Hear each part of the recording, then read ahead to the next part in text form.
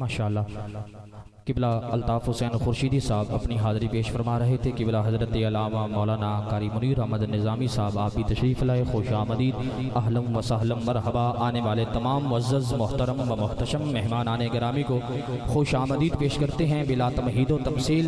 قبلہ شاچی کا خطاب لاجواب سید السادات فخر السادات آل نبی اولاد علی تاجدار فصاحت نوبہار خطابت کسی تعارف کے محتاج نہیں۔ قبلہ سید حامد سعید کاظمی شاہ صاحب، سید حامد سعید کاظمی شاہ صاحب اپنے عالمانہ اور فاضلانہ خطاب سے آپ کے اور میرے قلوب و ذہان کو منور فرمائیں گے۔ ایک نعرہ بلند کیجئے گا، سارے احباب بولیے گا نعرہ تکبیر، ذرا محبت کے ساتھ نعرہ رسالت، نعرہ خلافت، نعرہ حیدری، دونوں ہاتھ بلند کر کے تاجدار ختم نبوت، ہر بندہ تاجدار ختم نبوت، دو بار زندہ باد زندہ باد تاجدار ختم نبوت، بھائی تاجدار ختم نبوت، جڑا نہیں بول رہا پھر موقع، تاجدار ختم نبوت، تاجدار ختم نبوت، جڑا محترم قبلہ سید حامد سعید کاظمی شاہ صاحب۔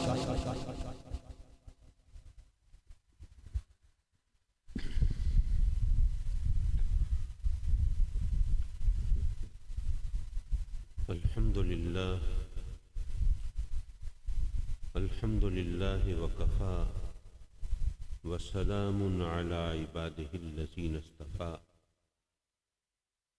أما بعد فأعوذ بالله من الشيطان الرجيم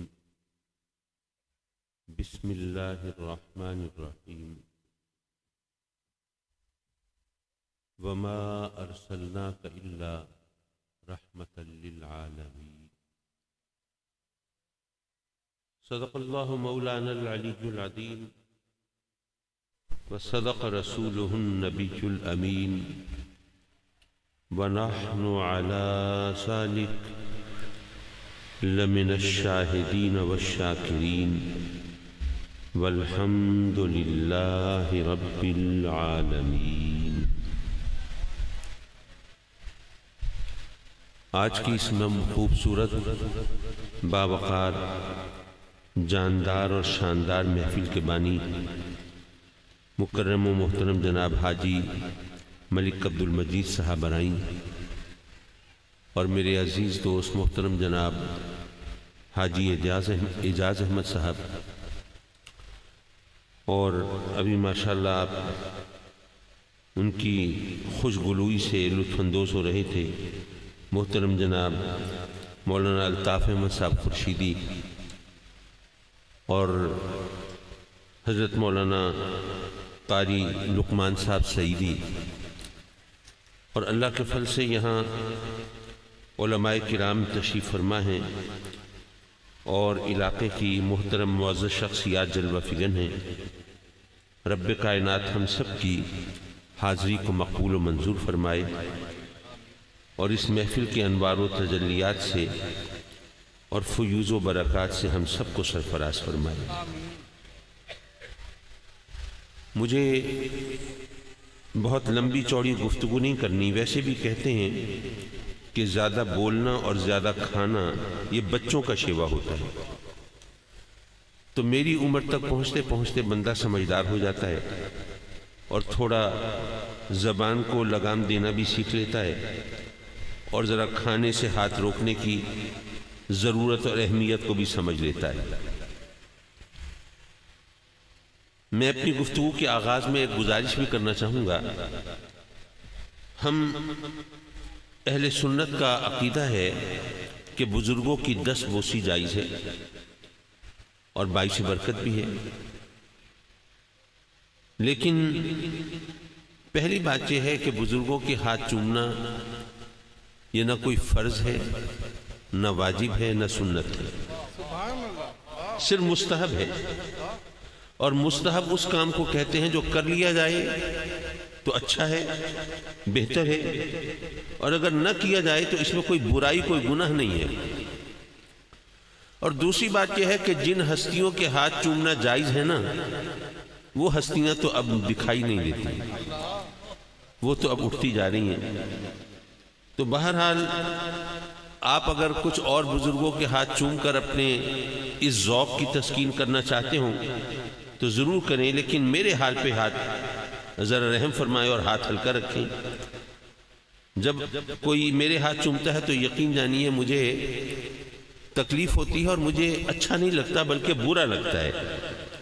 تو اس لیے میں نے کہا کہ میں پہلے بتا دوں، ایک بندے کے آج کل ماشاءاللہ مکھیاں بہت مستقل مزاج ہو گئی ہیں، اور ذرا کوئی صورت اگر ایسی ہو سکے کہ میں مکھیاں اڑانے کی بجائے تقریر کر سکوں تو زیادہ بہتر ہوگا۔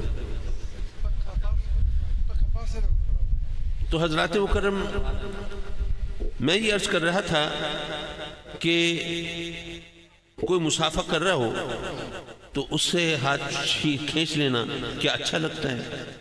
اچھا تو نہیں لگتا۔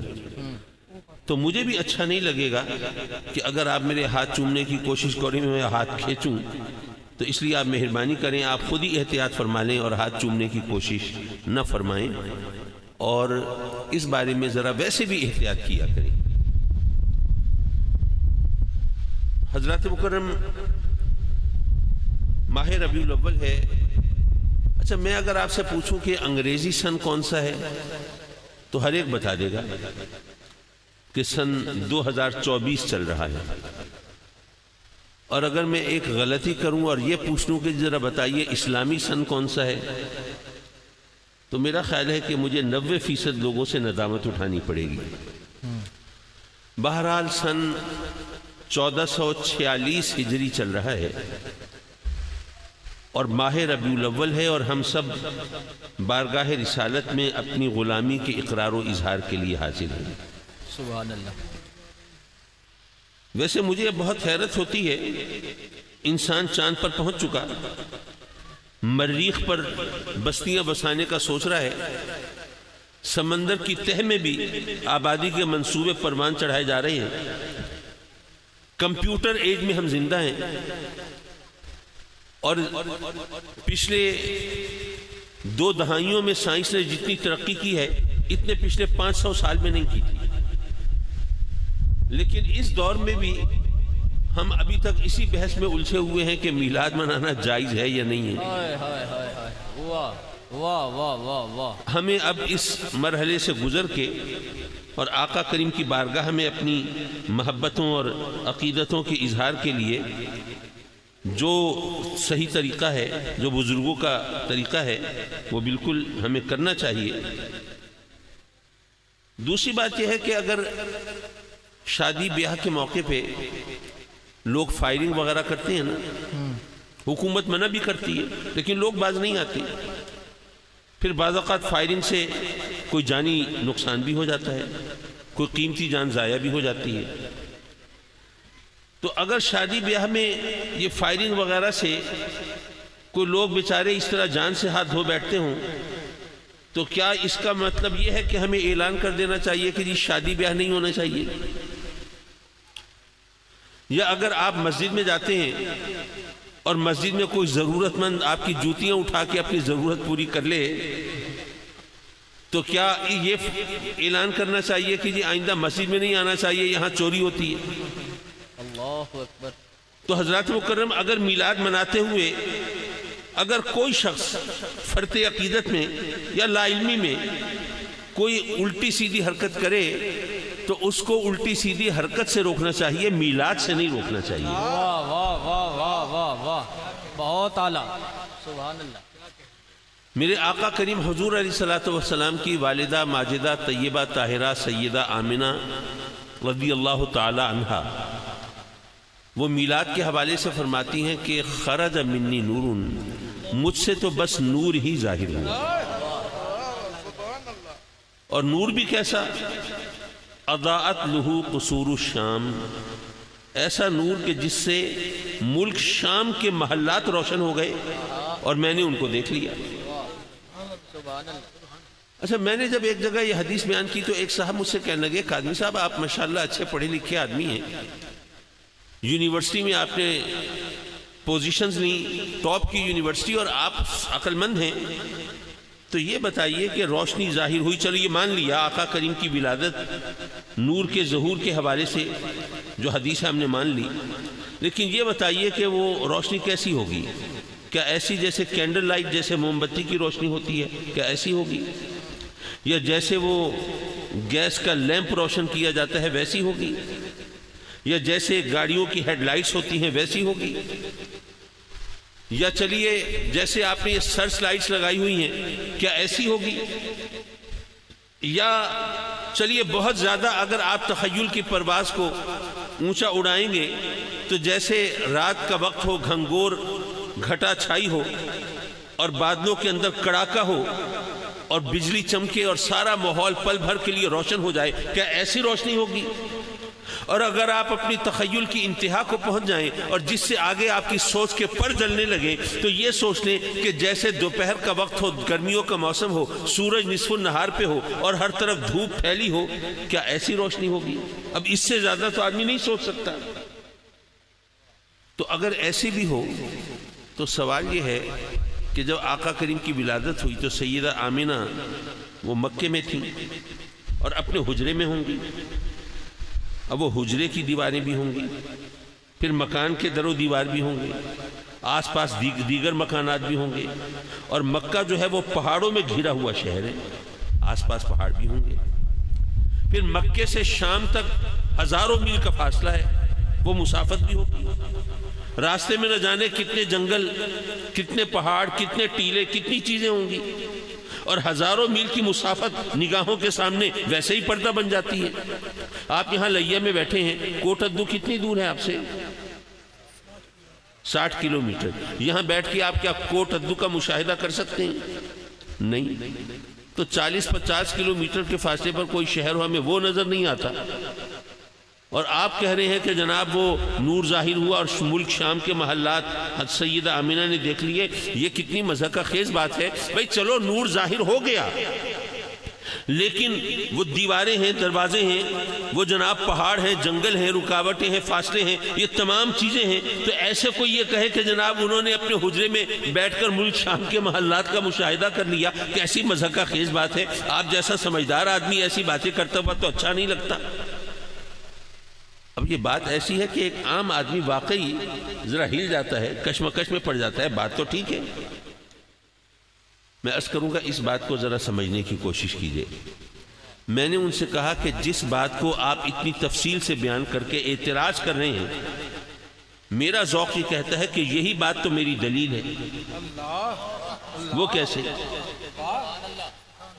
میں یہ کہتا ہوں کہ سورج پوری آب و تاب کے ساتھ روشن ہو، رب کائنات نے آپ کو بس آپ کی بینائی بھی بحال رکھی ہے، لیکن آپ اگر اس میں دیکھیں تو دیوار کے پار نہیں دیکھ سکتے، ایک مخصوص فاصلے سے زیادہ آگے نہیں دیکھ سکتے۔ لیکن اگر آپ کا ایمان حدیث پر ہو، بات تو ایمان کی ہے نا، اگر ایمان حدیث پر ہو تو اس سے ثابت یہ ہوتا ہے کہ سورج کی روشنی میں دیکھنا کچھ اور ہے، میرے آقا کریم کے نور میں دیکھنا کچھ اور ہے۔ اس حدیث سے پتہ یہ چلتا ہے کہ اگر کوئی دیکھنے والا میرے آقا کریم کے نور میں دیکھے تو یہ در و دیوار، یہ پتھر، یہ پہاڑ، یہ درخت، یہ جنگل، یہ مسافتیں، یہ فاصلے، یہ ان کی اس کی نگاہ کے سامنے کوئی حقیقت اور کوئی حیثیت نہیں ہوتی۔ یہ حجاب ہٹ جاتے ہیں، رکاوٹیں دور ہو جاتی ہیں، اور اس کی نگاہ ان تمام چیزوں کے پار بھی دیکھ سکتی ہے، کیونکہ وہ آقا کریم کے نور میں دیکھ رہا ہے۔ اور بات یہاں ختم نہیں ہوتی، بات اس سے آگے جا رہی ہے۔ دیکھیے ہم گلوبل ولیج میں ہیں، ساری دنیا ایک بہت قریب آ گئی ہے۔ آپ میں سے بہت سے لوگ ہوں گے حج عمرے کی تو ہر ایک کو طلب خواہش ہوتی ہے، تو آپ میں سے اکثر لوگ جب حج عمرے کے لیے گئے ہوں گے تو جدے کی عمارتیں تو دیکھی ہوں گی، اور کچھ لوگ وہ بھی ہوں گے جو روزی رزق کے حوالے سے یا گھومنے پھرنے کے لیے دبئی جاتے ہیں، وہاں کی عمارتیں بھی دیکھی ہوں گی۔ کچھ لوگوں کو ذرا دیگر شہروں میں جانے کا موقع ملے، کسی نے کوئی لندن دیکھا ہو، یا امریکہ کا شہر نیو یارک دیکھا ہو، یا جاپان کا ٹوکیو دیکھا ہو، یا بے شمار شہر ہیں، فرانس کا پیرس دیکھا ہو، تو اب یہ تمام شہر اگر آپ نے دیکھے ہوں، مثلا آپ نے ٹوکیو دیکھا ہوا ہے، تو میں اگر آپ کو ٹوکیو کی کوئی تصویر دکھاؤں تو حالانکہ آپ نے ٹوکیو دیکھا ہوا ہے، لیکن کیا تصویر دیکھ کے پہچان لیں گے کہ ٹوکیو ہے؟ چلیے ان شہروں کی بات چھوڑ دیجیے، آپ نے ملتان بھی دیکھا ہے، کراچی بھی، لاہور بھی اور فیصل آباد بھی، یہ شہر دیکھے ہوئے ہیں. کوئی ایسی عمارت نہیں جو اس شہر کی پہچان ہو. عام عمارتیں، اگر میں آپ کو لاہور کی کسی بازار کی تصویر دکھاؤں تو دیکھ کے پہچان جائیں گے یہ لاہور ہے، اور کراچی کی کسی شاہراہ کا منظر دکھاؤں پہچان جائیں گے یہ کراچی ہے؟ نہیں. تو جو شہر آپ کے دیکھے بھالے ہیں وہاں پر بھی اس کی بھی پہچان آپ کو نہیں ہوتی اس طرح. تو حضرات مکرم سیدہ آمنہ نے میرے آقا کریم کے نور میں شام کے محلات تو دیکھ لیے کہ اللہ نے ان کی آنکھوں سے پردے ہٹا دیے، حجاب اٹھا دیے، رکاوٹیں دور کر دی اور ان کی نگاہ وہاں تک پہنچ گئی. لیکن سوال یہ ہے کہ پہچانا کیسے کہ یہ شام کے محلات ہیں؟ کیا وہاں پر قصور الشام کا بورڈ لگا ہوا تھا؟ اور مزے کی بات یہ ہے کہ آپ اگر روایات دیکھیے، احادیث دیکھیے، تاریخ دیکھیے تو سیدہ آمنہ نے کبھی شام کا سفر کیا ہی نہیں، کبھی وہاں نہیں گئیں کہ کوئی اس محل کی کوئی نشانی ان کے ذہن میں رہی ہو اور انہوں نے پہچان لیا ہو. کبھی شام کا سفر ہی نہیں کیا. تو حضرات مکرم پتہ یہ چلا کہ آقا کریم کے نور میں دیکھنے والا اگر کوئی دیکھے تو یہ پتھر، پہاڑ، یہ درخت، یہ جنگل اور یہ تمام رکاوٹیں تو اس کی آنکھوں کے سامنے پردہ نہیں بنتی، بلکہ جس چیز کو وہ دیکھے اس کی حقیقتیں بھی اس پر منکشف ہو جاتی ہے. صرف بصارت نہیں بڑھتی، بصیرت بھی بڑھ جاتی ہے. کیا کہنے، واہ واہ واہ واہ، سبحان اللہ سبحان اللہ. رب کائنات نے اپنے بندوں کی ہدایت کے لیے سلسلہ نبوت و رسالت جاری فرمایا. اچھا وہ اگر چاہتا تو ہر ایک کو ڈائریکٹ ہدایت بھی دے سکتا تھا. کیا اس کے لیے کوئی مشکل تھی؟ کوئی فنڈز کی فراہمی کا مسئلہ تھا، یا کوئی مین پاور کی کمی تھی، یا کوئی ایڈمنسٹریٹو سینکشن، کوئی انتظامی، کوئی منظوری مجبوری کا کوئی معاملہ درپیش تھا؟ کچھ بھی نہیں. وہ قادر مطلق جو چاہے سو کرے. تو جب اس کے لیے کوئی مسئلہ نہیں تھا، کوئی مشکل نہیں تھی، تو ایک عام آدمی یہ سوچے گا کہ اگر رب کائنات اگر براہ راست ہدایت دے دیتا تو کتنا اچھا ہوتا. نہ یہ مناظرے ہوتے، نہ مباہلے ہوتے، نہ ایک دوسرے کے گریبانوں میں ہاتھ ہوتے، نہ فتویٰ بازی ہوتی، نہ جھگڑے ہوتے، نہ خونریزی ہوتی، نہ دہشت گردی ہوتی، نہ خودکش حملے ہوتے. سب سیدھے سچے راستے پہ ہوتے، کتنے آرام سے گزر جاتی. لیکن میں عرض کروں گا کہ یہ سطحی سوچ ہے. اگر آپ غور کریں تو اس نتیجے پر پہنچیں گے کہ یہ بھی اللہ کا کرم ہے کہ اس نے ہم سب کو ڈائریکٹ ہدایت نہیں دی. وہ کیسے؟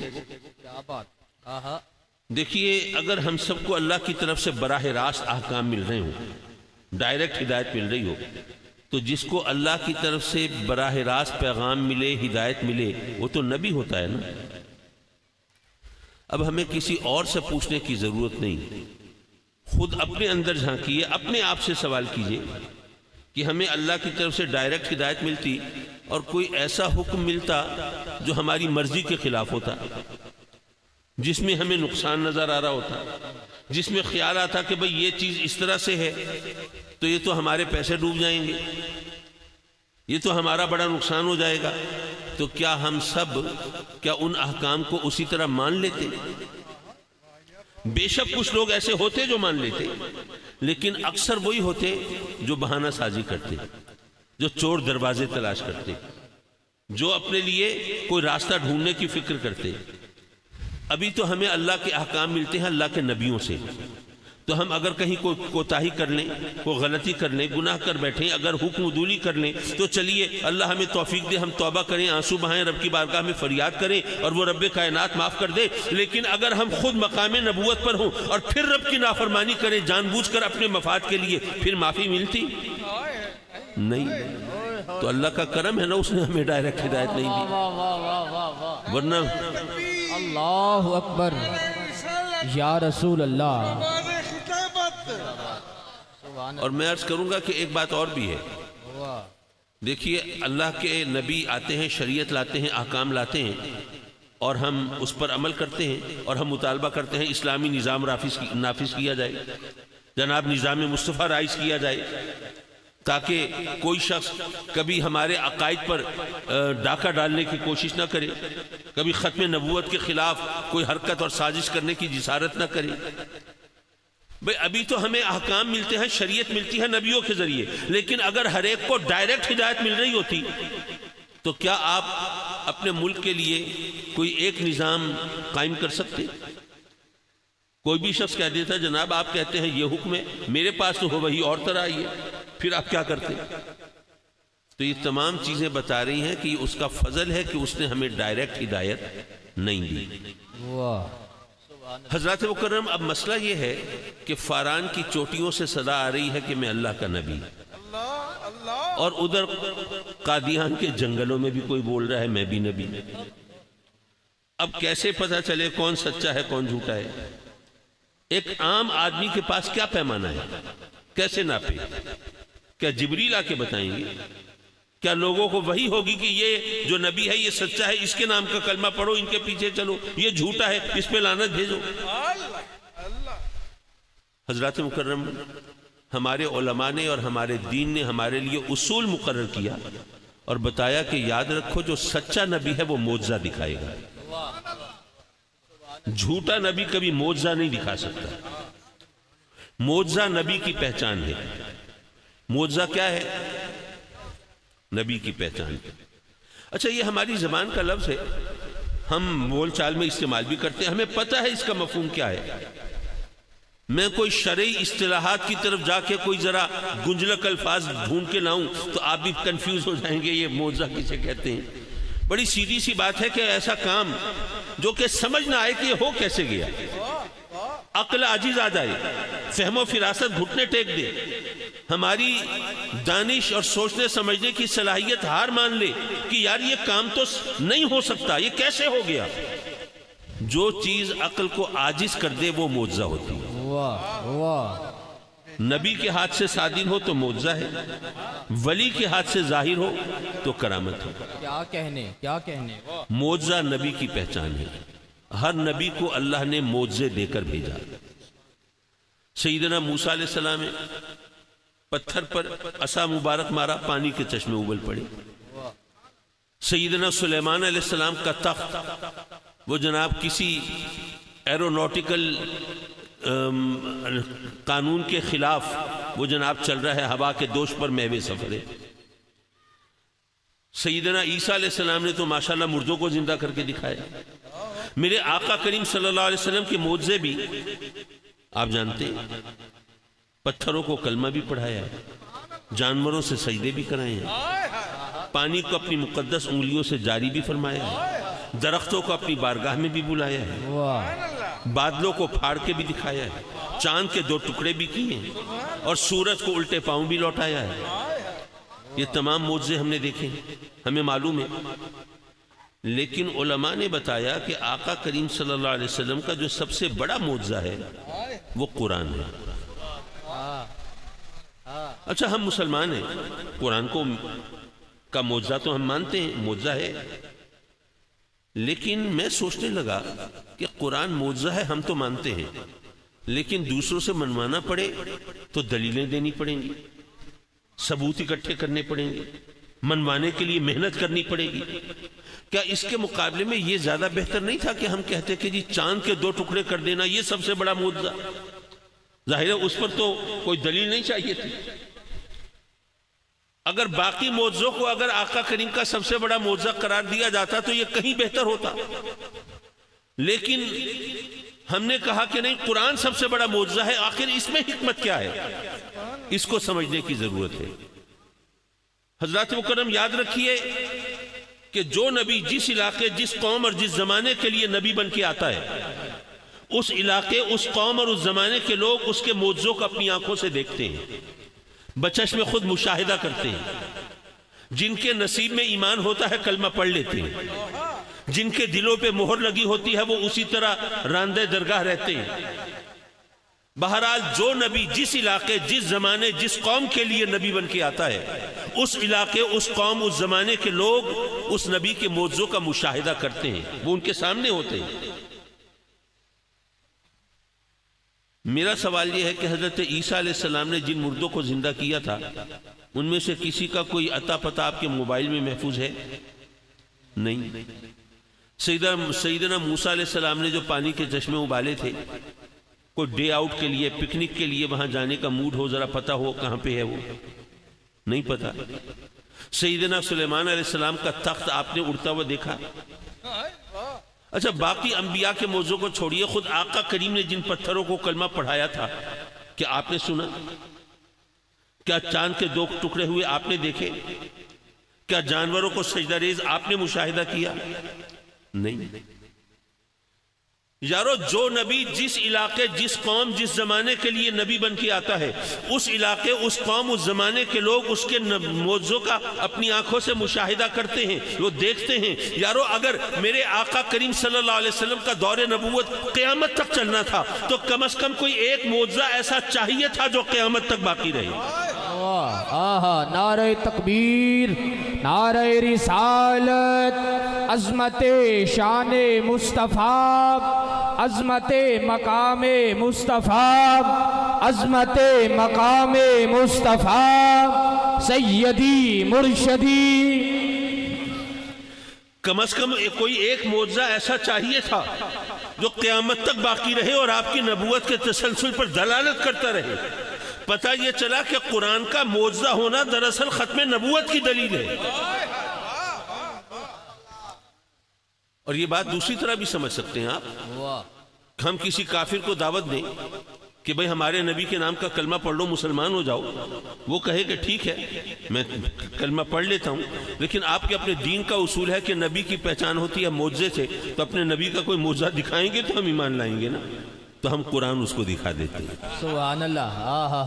اور پھر ہم اس قرآن کی موجزانہ شان کو ثابت بھی کر دیتے ہیں۔ اب اگر میں اس طرف گیا تو میری تقریر کا موضوع جو میلاد سے متعلق ہے وہ وہیں دھرا کا دھرا رہ جائے گا، اس لیے میں اپنے موضوع کی طرف آتا ہوں۔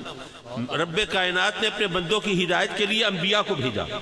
میرے آقا کریم صلی اللہ علیہ وسلم جس علاقے، جس زمانے میں تشریف فرما ہوئے، آپ جانتے ہیں کہ مکے میں سب بت پرست رہتے ہیں، مشرکین کا علاقہ ہے، کوئی مجوسی بھی ہیں، آگ کی پوجا کرتے ہیں، کوئی چاند سورج کی پرستش کرنے والے بھی ہیں۔ یارو وہ سب لوگ وہ ہیں جو اپنے خداؤں کو اپنی آنکھوں سے دیکھ کر ان کی عبادت کرتے ہیں، ٹھیک ہے نا؟ بت ان کی سامنے رکھے، آگ ان کے سامنے روشن ہے، چاند سورج ان کا وہ خود مشاہدہ کر رہے ہیں۔ یارو وہ لوگ عادی تھے اپنے خداؤں کو دیکھ کر ان کی عبادت کرنے کی، اور یہ انسان کی ایک مجبوری بھی ہے، وہ آنکھوں دیکھی چیز پر زیادہ یقین رکھتا ہے۔ بھئی انسان جو ہے وہ روح اور جسم کا مرکب ہے نا، جسم اور روح 2 چیزیں ہیں تو انسان بنتا ہے۔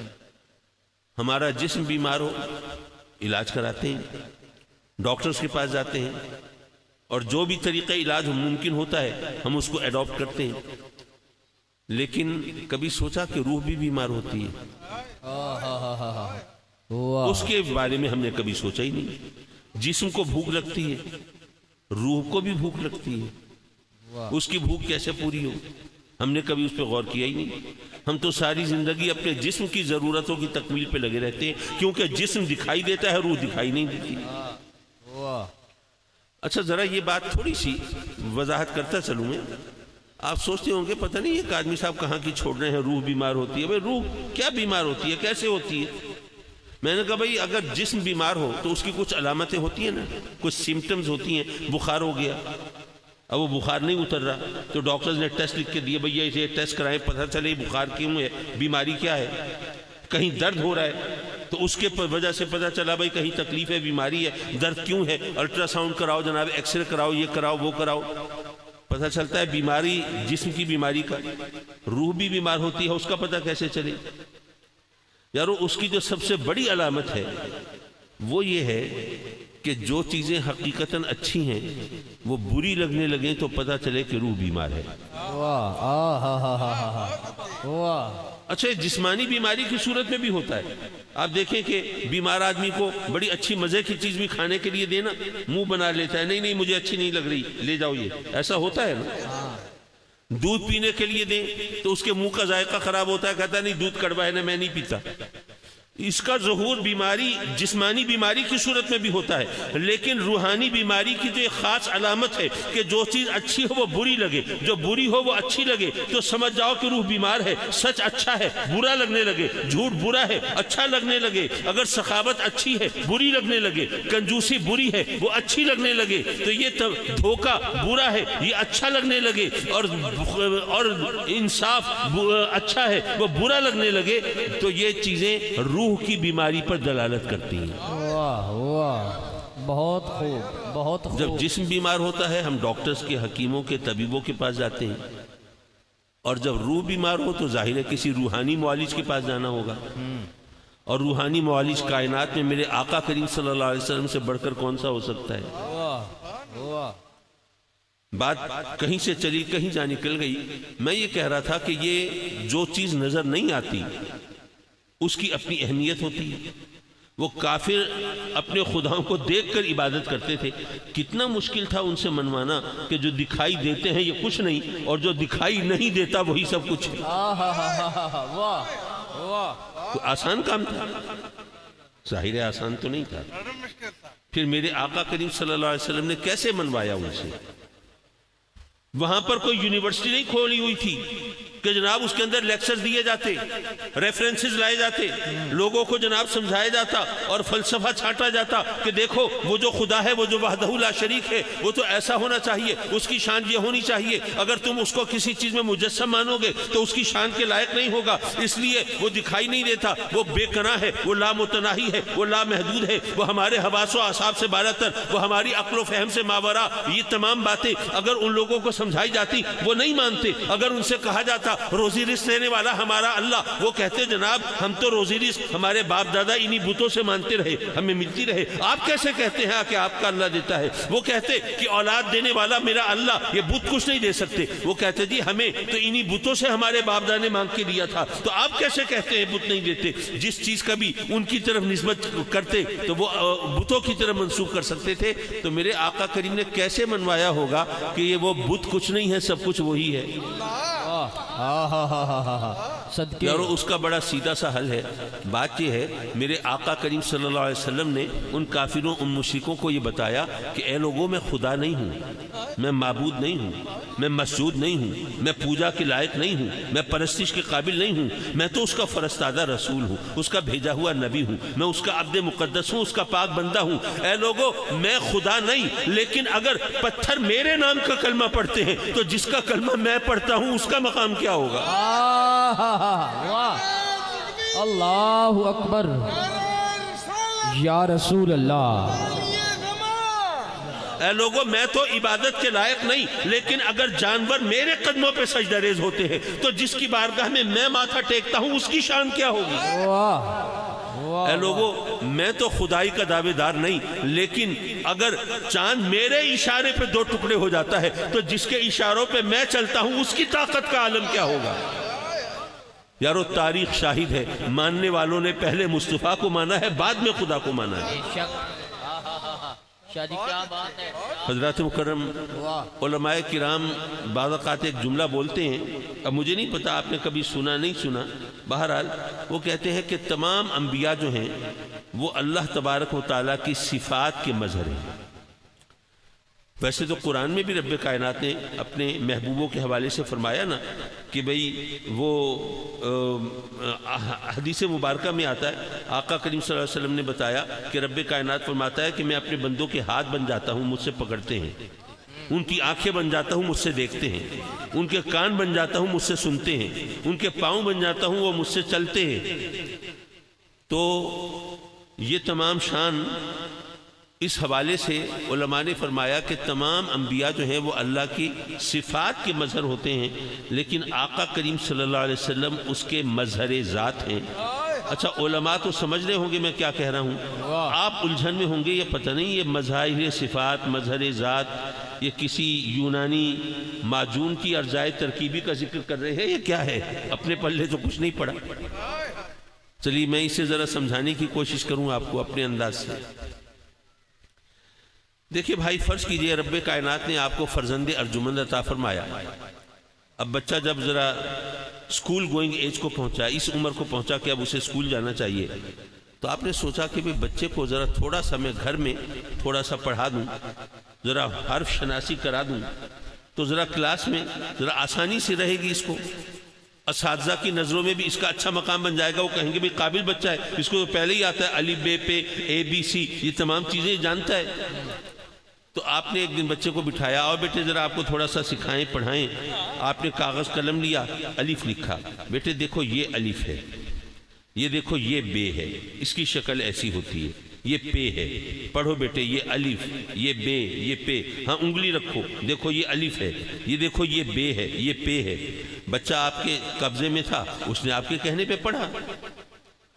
اگلے دن آپ نے بچے سے کہا کہ ہاں بیٹے کل کا سبق ذرا سناؤ، اب وہ کاغذ جو کل آپ نے لکھا تھا وہ سامنے رکھا، تو بچہ کورا، اس کو کچھ یاد نہیں۔ آپ نے کہا چلے کوئی بات نہیں، بچہ ہے سیکھ جائے گا۔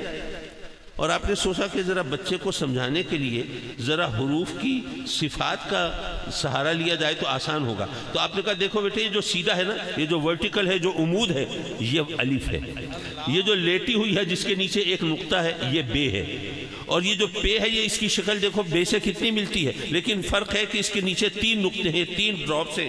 تو اس طرح آپ نے بچے کو حروف کی صفات کے ذریعے ان کی شناخت کرانے کی کوشش کی۔ ہاں بیٹے یہ الف، یہ بے، یہ پے 10-20 مرتبہ دہرایا۔ اگلے دن پھر بچے سے وہ سبق سنا تو پتہ چلا کہ بچہ پھر کورے کا کورا، اسے کچھ یاد نہیں۔ اب آپ تھوڑے ڈس اپوائنٹ ہوئے، ذرا مایوس ہوئے، اب کیا کریں، یہ بچہ پتہ نہیں پڑھ سکے گا نہیں، کہیں کن ذہن تو نہیں، غبی تو نہیں۔ اسی پریشانی میں تھے تو آپ کا ایک دوست آیا، پوچھا کہ بھئی پریشان کیوں ہو؟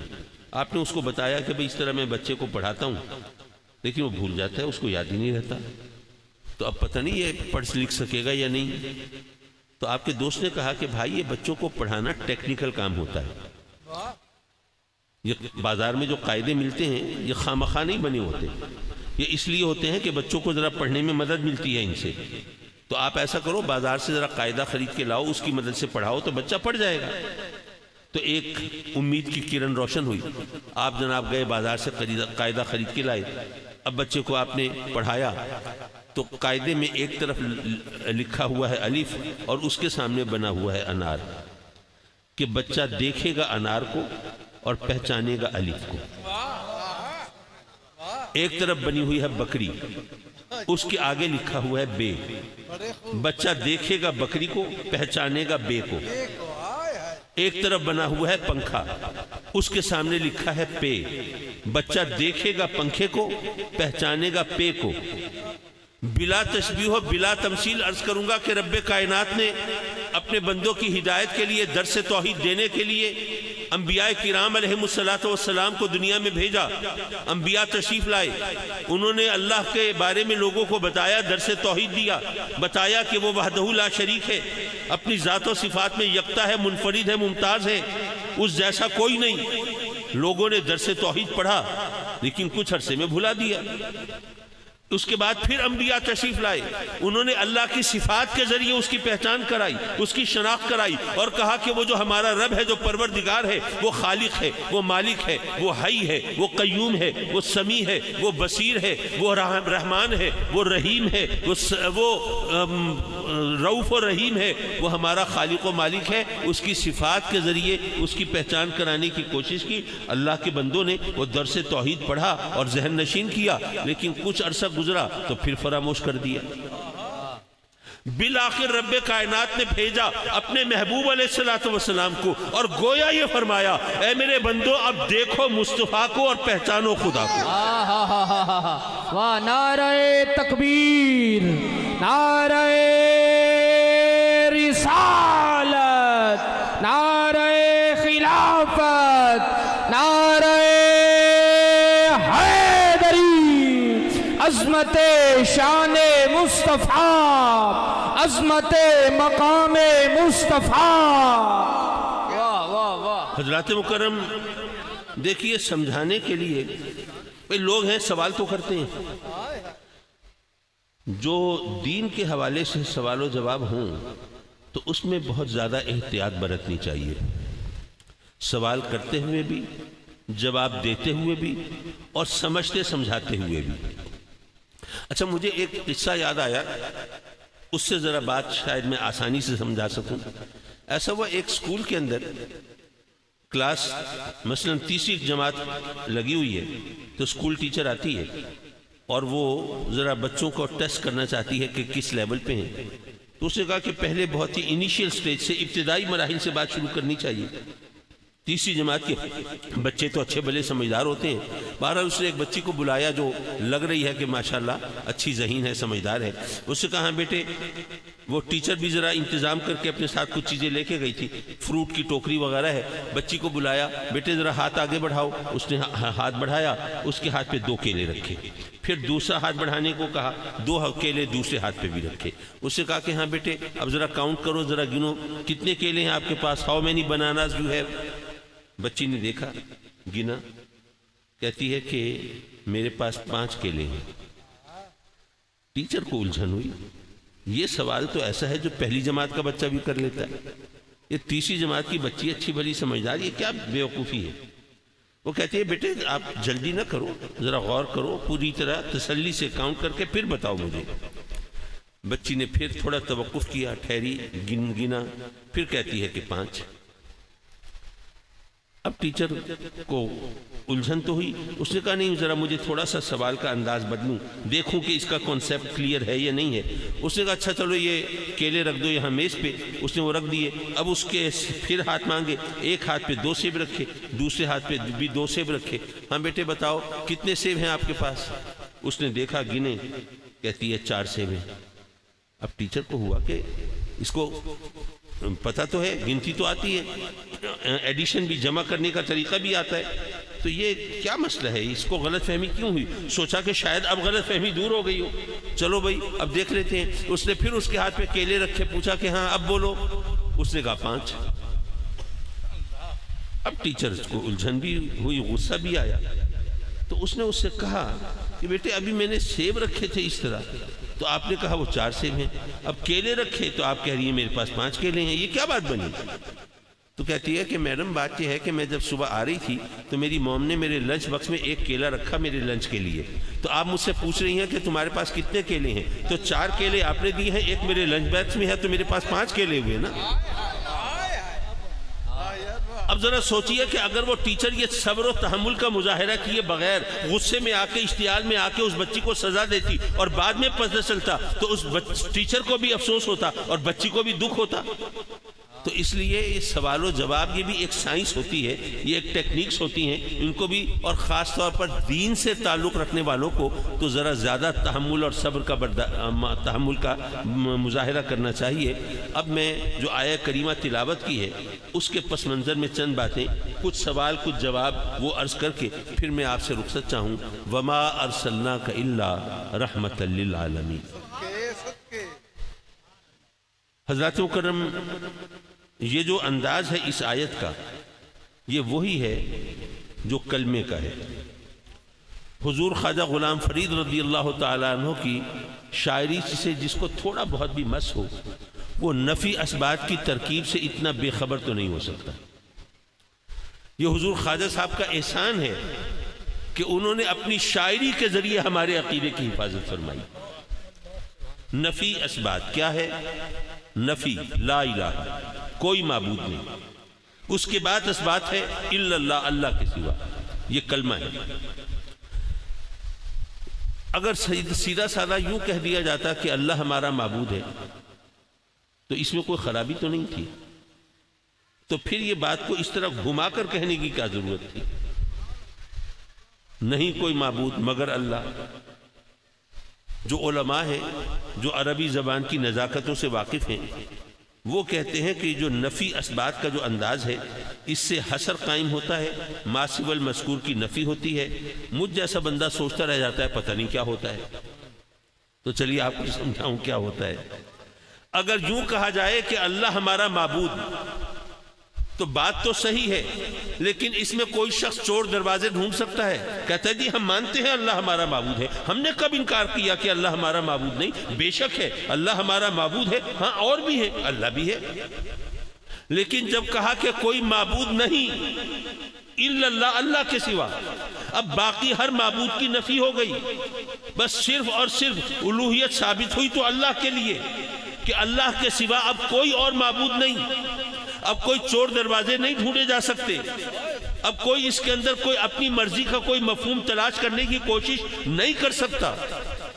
اور جب کلمے کا ذکر ہوا ہے، چلیے یہاں پر ذوق کی بات ہے وہ بھی اور کرتا چلوں، لا الہ الا اللہ، اللہ کے سوا کوئی معبود نہیں۔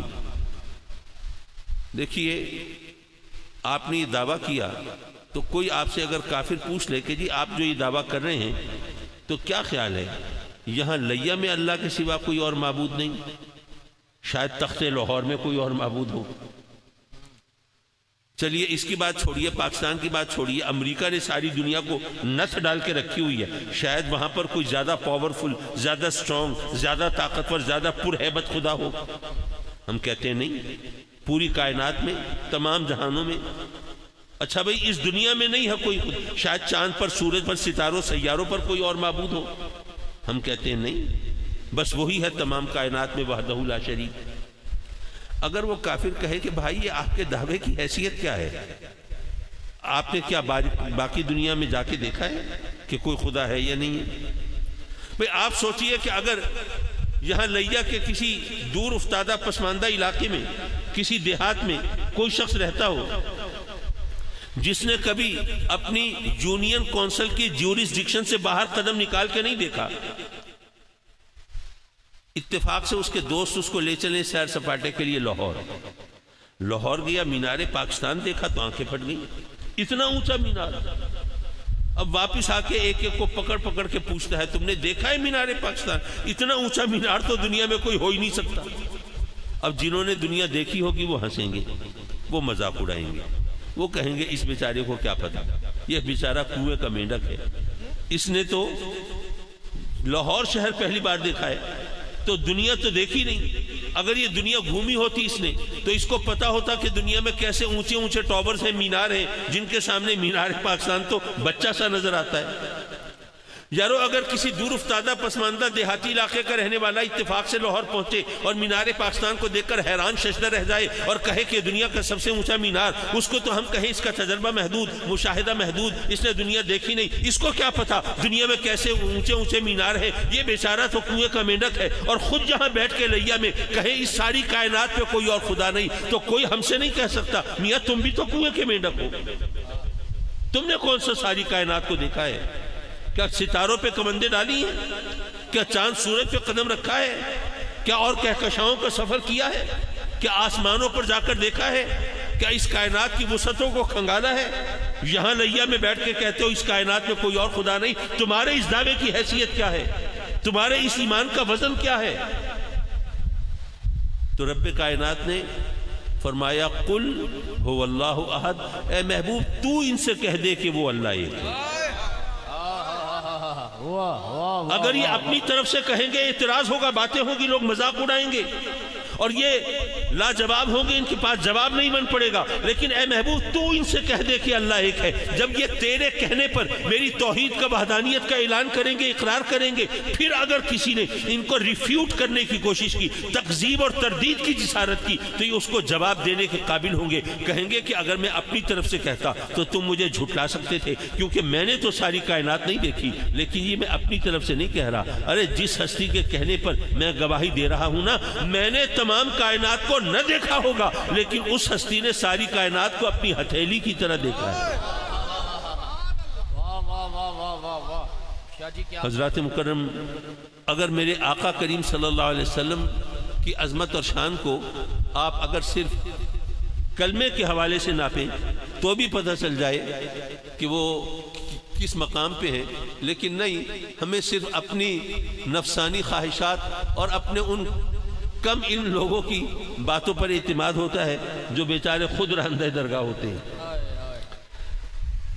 معاف کیجئے، بات کہیں سے چلی کہیں جا نکلی۔ میں یہ عرض کر رہا تھا کہ رب کائنات نے فرمایا وما ارسلناک الا رحمت للعالمین، اس میں وہی انداز ہے جو کلمے کا ہے، وما ارسلناک، پہلے نفی ہے، الا رحمت للعالمین. پھر اسبات ہے، ہم نے آپ کو نہیں بھیجا الا رحمت للعالمین مگر تمام جہانوں کے لیے رحمت بنا کر. تو حصر قائم ہوا، ماسو المذکور کی نفی ہوئی. کیا مطلب؟ مطلب یہ کہ جس طرح وہاں اللہ کے سوا ہر معبود کی نفی ہو گئی، یہاں پر بھی آقا کریم صلی اللہ علیہ وسلم کے رحمت کے سوا کچھ اور ہونے کی نفی ہو گئی. میرے آقا کریم بس رحمت ہیں اور رحمت کے سوا اور کچھ نہیں. ایک صاحب نے بڑا سپرفیشل سا، بڑا سطحی سا اعتراض کیا. کہنے لگے جی آپ کہتے ہیں وہ رحمت کے سوا اور کچھ نہیں، یہ کیا بات بنی؟ بھائی وہ کسی کے باپ بھی ہیں، بیٹے بھی ہیں، پڑوسی بھی ہیں، ہمسائے بھی ہیں، استاد بھی ہیں، مربی بھی ہیں، معلم بھی ہیں. آپ کہتے ہیں کہ نہیں بس وہ رحمت کے سوا اور کچھ نہیں، کیا بات بنی؟ میں نے کہا کہ بھائی یہی بات رب کائنات بتا رہا ہے کہ اے میرے بندو یاد رکھو میرا محبوب بے شک کسی کا باپ بھی ہے، بیٹا بھی ہے، پڑوسی اور ہمسایہ بھی ہے، استاد اور معلم بھی ہے، لیکن یاد رکھو میرا محبوب ہر حال میں رحمت ہے، رحمت کے سوا اور کچھ نہیں ہے. استاد ہے تو تب بھی رحمت ہے، باپ ہے تب بھی رحمت ہے، بیٹا ہے تب بھی رحمت ہے، ہر حال میں وہ رحمت ہے، رحمت کے سوا اور کچھ نہیں. اور کس کے لیے رحمت ہے؟ رحمت اللہ رحمت للعالمین، العالمین کے لیے رحمت، العالمین کے لیے. عالمین جمع کا صیغہ ہے. علماء نے ہمیں بتایا ہے کہ جمع کے صیغے پر جب الف لام داخل ہو تو بسا اوقات استغراق کا مفہوم دیتا ہے. آپ کو کچھ پتہ نہیں چلا کیا دیتا ہے؟ چلیے یہ بھی سمجھانے کی کوشش کرتے ہیں. مطلب یہ کہ اس سے جب العالمین کہا گیا تو اس سے مراد تمام جہان، ساری کائنات، پوری خدائی، اللہ کے سوا جو کچھ ہے وہ العالمین میں داخل ہے. وہ چاند ہے یا سورج، ستارے ہیں یا سیارے، وہ زمین ہے یا آسمان، وہ سدرہ پر محو پرواز جبریل ہے یا زمین پر رینگنے والے کیڑے ہیں، وہ فرشتے ہیں یا جن ہیں، انسان ہے یا حیوان ہیں، نباتات ہیں یا جمادات ہیں، ذرہ ذرہ، قطرہ قطرہ، پتا پتا، بوٹا بوٹا، یہ سب العالمین میں شامل ہے. اللہ فرماتا ہے اے محبوب ہم نے آپ کو العالمین کے لیے رحمت بنا کر بھیجا.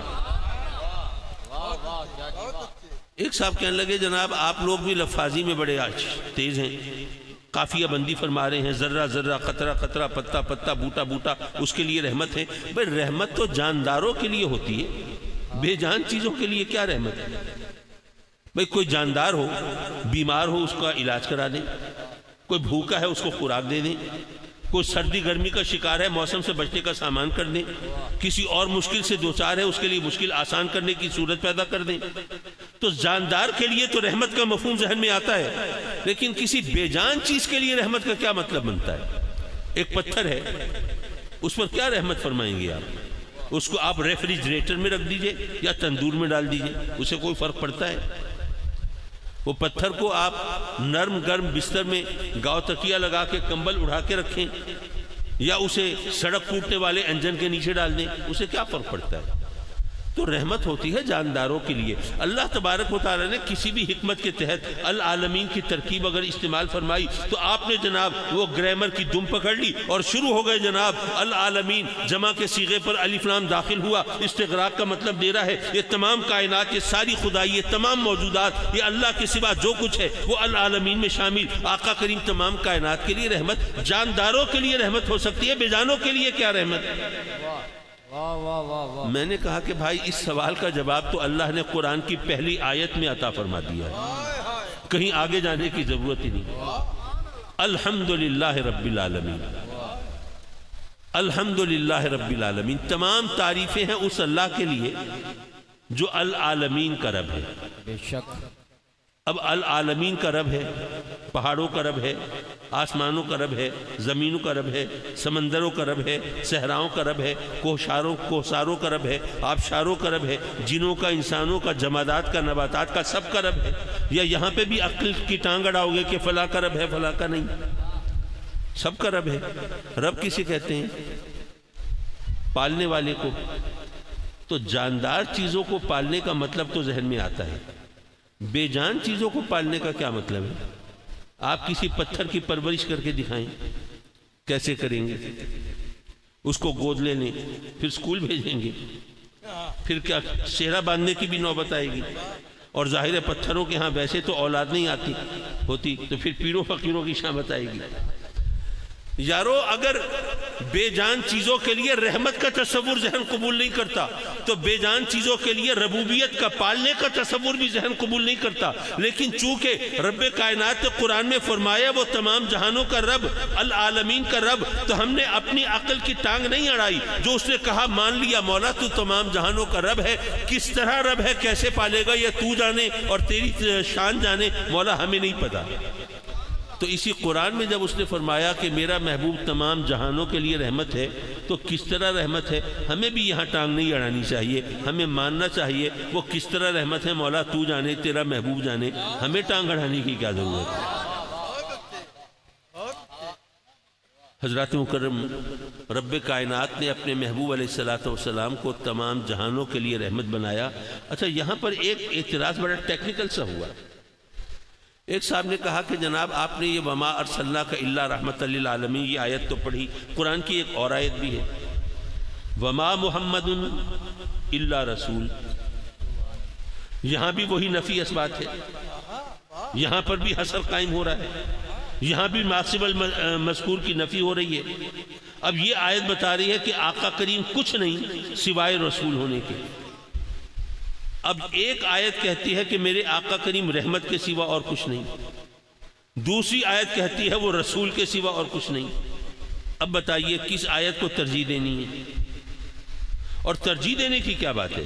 بھئی قرآن تو کہتا ہے کہ اگر قرآن اللہ کا کلام نہ ہوتا تو تم اس میں بڑا تضاد پاتے، ایک آیت دوسری آیت کے خلاف ہوتی، کیونکہ انسان ہے نا وہ ایک بات کہہ کے بھول جاتا ہے، پھر کوئی اور بات کہہ دیتا ہے، پھر بعد میں کوئی یاد دلاتے ہیں، وہ آپ کے سوشل میڈیا پر بھی بیانات آتے ہیں، فلاں سیاستدان نے پولیٹیکل لیڈر نے وہ جناب پہلے یہ بیان دیا تھا اب یہ بیان دے رہا ہے، پہلے یہ کہا تھا اب یہ کہہ رہا ہے، اپوزیشن میں تھا تو یہ کہہ رہا تھا، اب جناب رولنگ پارٹی میں ہے تو یہ کہہ رہا ہے۔ تو دیکھیے یہ ایک دوسرے کے خلاف بیانات ہیں، لوگ مذاق اڑاتے ہیں۔ تو اللہ فرماتا ہے اگر قرآن اللہ کا کلام نہ ہوتا تو تم اس میں بھی بڑا ٹکراؤ پاتے، کنٹراڈکشن ہوتی، تصادم ہوتا، لیکن چونکہ اللہ کا کلام ہے یہ ایک دوسرے کے خلاف نہیں ہو سکتا، ایک آیت دوسرے کے خلاف نہیں ہو سکتی۔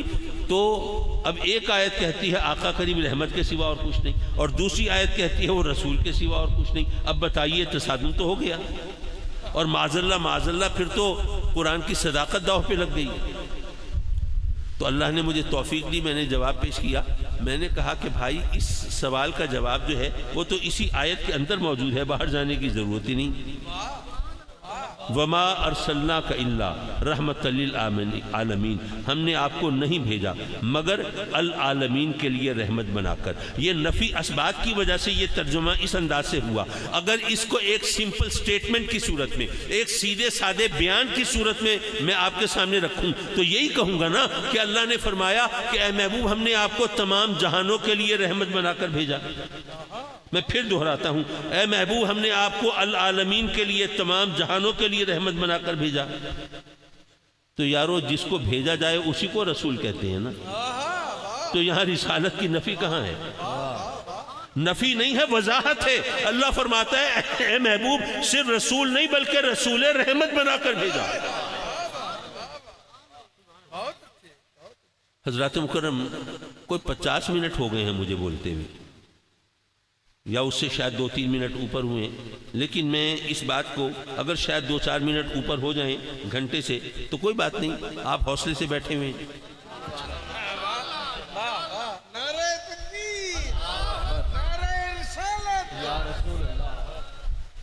دیکھیے ایک بات ہے، اللہ کرے میں سمجھا سکوں، آپ سمجھ گئے تو کمال آپ کا، نہ سمجھا سکا تو قصور میرا۔ دیکھیے مولانا لقمان صاحب تشریف فرمائیں، ادھر اس محفل کے میں ماشاءاللہ خورشید ملت کے مرید وہ بھی موجود ہیں۔ میں الطاف خورشیدی صاحب کو بھیجتا ہوں محترم مولانا قاری لقمان صاحب کے پاس۔ میں نے بھیجا، کس کو بھیجا؟ الطاف خورشیدی صاحب کو۔ کس کی طرف بھیجا؟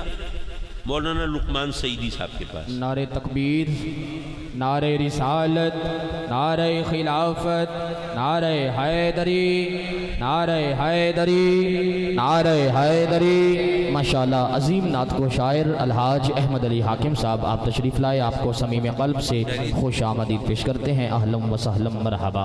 بسم اللہ۔ تمامی احباب تشریف رکھیے، تمامی احباب تشریف رکھیے، بیٹھ جائیں۔ چلیے اب آپ کی کنسنٹریشن ہے، اب توجہ ہے.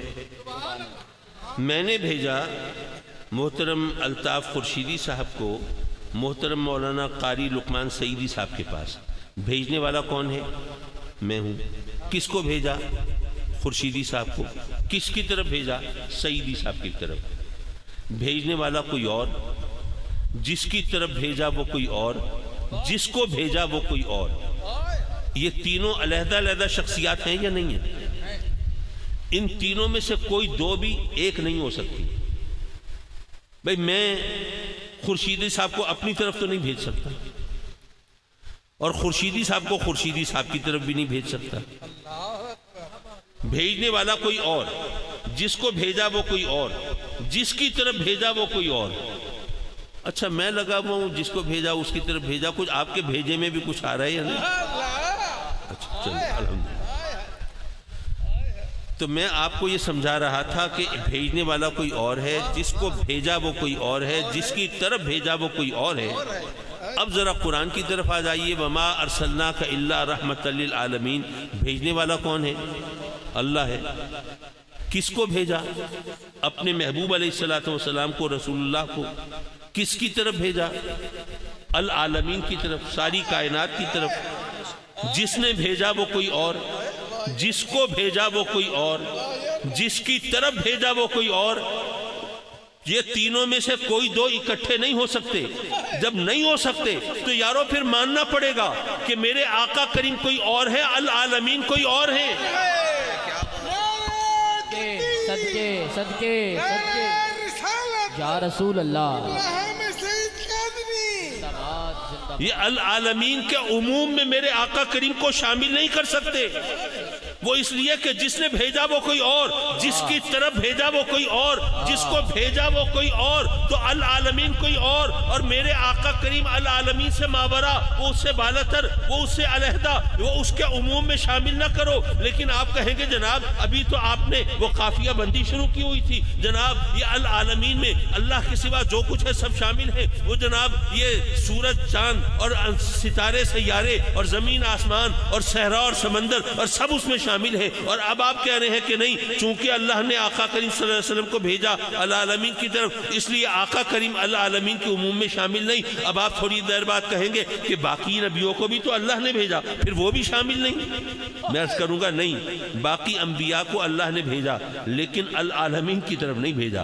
اپنی اپنی قوم کی طرف بھیجا، اپنے اپنے علاقے کے لوگوں کی طرف بھیجا. العالمین کی طرف میرے آقا کریم کو بھیجا ہے. تو پتہ یہ چلا کہ باقی انبیاء کو اس عموم میں شامل نہیں کیا جا سکتا.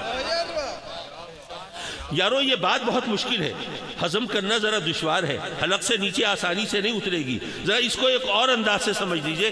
بھئی یہ بتاؤ یہ تمام کائنات اللہ کی رحمت کی محتاج ہے یا نہیں ہے؟ کوئی ہے جو اللہ کی رحمت سے بے نیاز ہو؟ سب اللہ کی رحمت کی محتاج. اور میرے آقا کریم مجسم رحمت ہیں کہ نہیں ہیں؟ کوئی شخص ایسا ہے جو کلمہ پڑھتا ہو اور آقا کریم کے مجسم رحمت ہونے کا منکر ہو؟ کسی بھی فرقے کے لوگ نہیں کہیں گے کہ ہم مجسم رحمت نہیں مانتے. ظاہر قرآن ہے، ماننا پڑتا ہے. میرے آقا کریم مجسم رحمت ہیں اور تمام کائنات اللہ کی رحمت کے محتاج ہیں. تو یارو ذرا سوچو کہ جو مجسم رحمت ہے اگر اس کو تم محتاجوں کی صفوں میں کھڑا کر دو گے، محتاجوں جیسا سمجھ لو گے، محتاجوں میں شمار کرو گے، تو یارو پھر کنفیوژن تو ہوگا، ذہن منتشر تو ہوگا، مناظرے اور مباہلے بھی ہوں گے، اختلاف اور جھگڑے بھی ہوں گے. یارو کیوں نہیں سمجھتے جو مجسم رحمت ہے وہ کوئی اور ہے، جو محتاج ہے وہ کوئی اور ہے.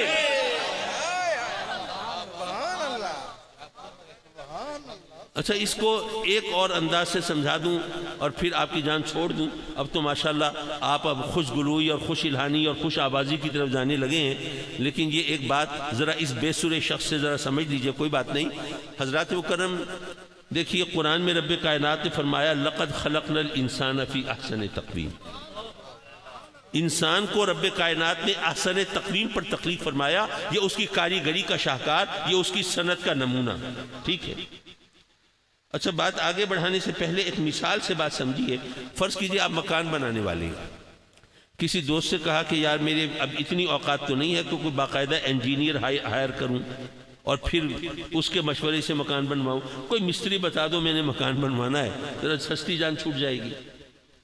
آپ کو اس نے کہا کہ بھی فلاں مستری ہے، سنا ہے کہ اچھا بندہ ہے، اس سے بنوا لیں۔ آپ نے کہا ٹھیک ہے، مستری کے پاس پہنچے، بھائی مکان بنوانا ہے، بناؤ گے؟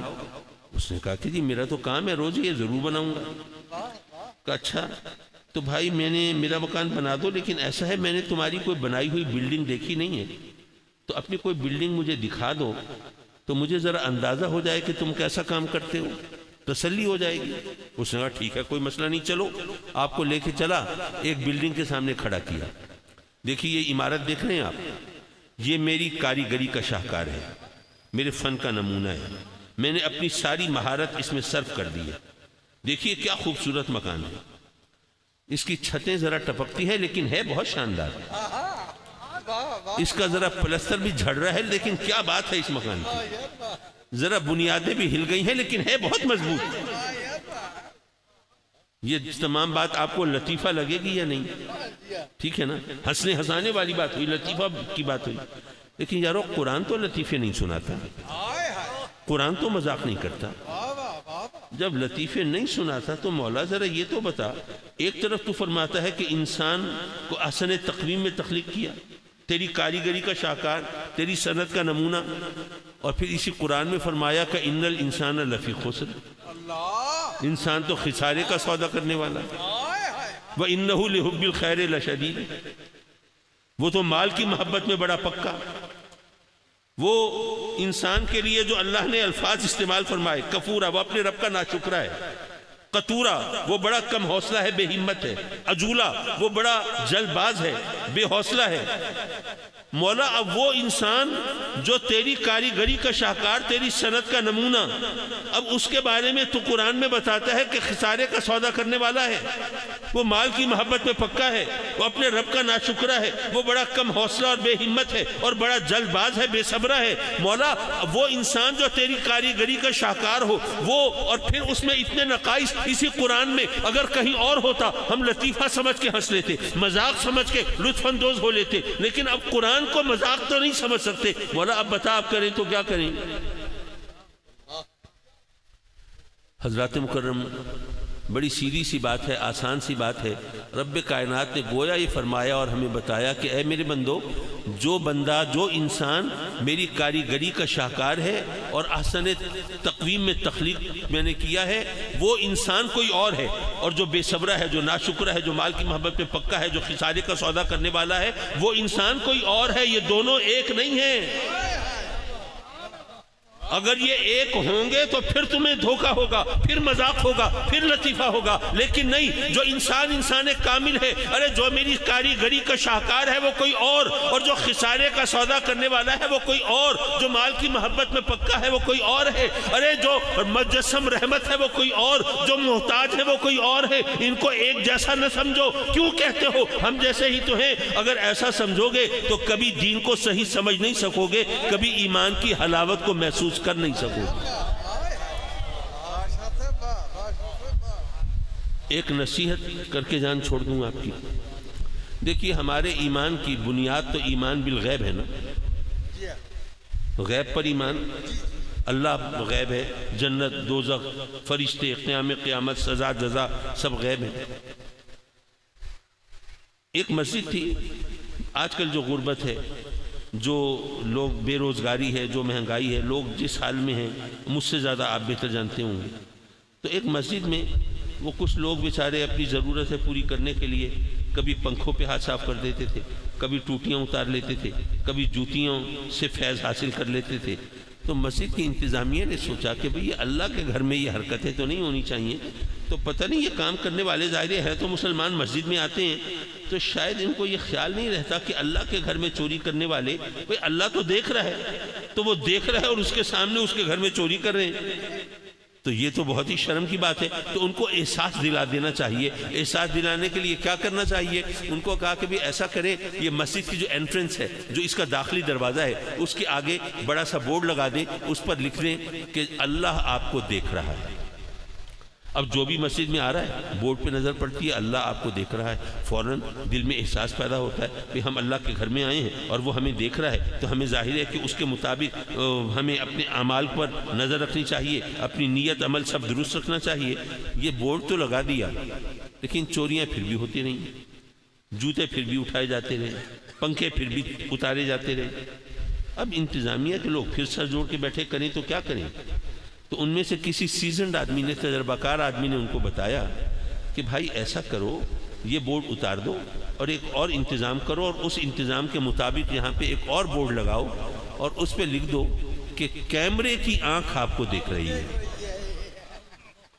اب جب یہ بورڈ لگایا تو سبحان اللہ، اب جب لوگ آئے انہوں نے دیکھا کیمرے کی آنکھ آپ کو دیکھ رہی ہے۔ اب جناب کوئی جوتا چوری نہیں ہوتا، اب کوئی پنکھا نہیں اترتا، بلکہ کوئی نمازی اپنا والیٹ، کوئی اپنا موبائل، کوئی پرس وغیرہ بھول بھی جائیں تو اٹھا کے دفتر میں دے آتے ہیں، بھئی کوئی نمازی بھول گیا ذرا اس کو پہنچا دینا۔ یارو یہ ہمارے ایمان کی حالت ہے، ہمیں اللہ کے دیکھنے پر اتنا یقین نہیں ہے جتنا کیمرے کی آنکھ پر یقین ہے۔ جب ہمارا یقین اتنا ڈاما ڈول ہوگا تو پھر ہماری حالت ایسی ہوگی جیسی گزر رہی ہے۔ تو کسی اور کو الزام دینے کی ضرورت نہیں ہے، اپنے گریبان میں جھانکنے کی ضرورت ہے، اور مولا جو کہتے ہیں اس پر عمل کی بھی توفیق عطا فرما۔ وآخر دعوانا ان الحمدللہ رب العالمین۔